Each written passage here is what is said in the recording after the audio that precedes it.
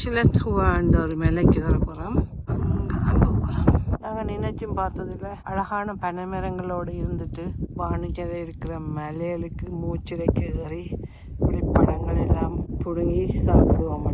இப்போ நாங்கள் மலையின் டொப்புக்கு வந்துட்டோம்.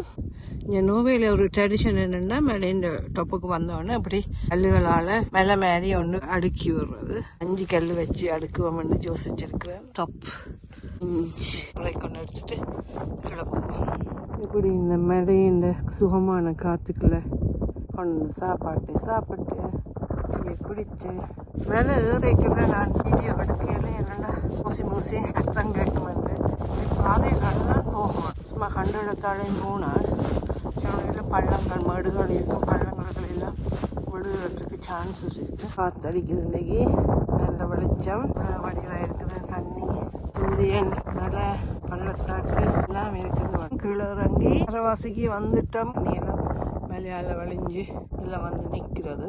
இன்னொரு கொஞ்சம் கீழே இறங்கினா சரி. ஊரில் நினைச்சால் நாங்கள் அனுபவிச்சதை திருப்பி யோசிப்போம். அதே யோசிச்சு கொண்டு இருக்காம எங்களுக்கு கிடைக்கிற சான்ஸுக்கு ஏற்ற மாதிரி இந்த மலைகளுக்கு ஏறுறோம். இந்த மலையில் ஒருக்கா ஏறி பழம் பிடுங்கினால் சுகமான காற்றை சுவாசிச்சா திருப்பி வர சொல்லும்.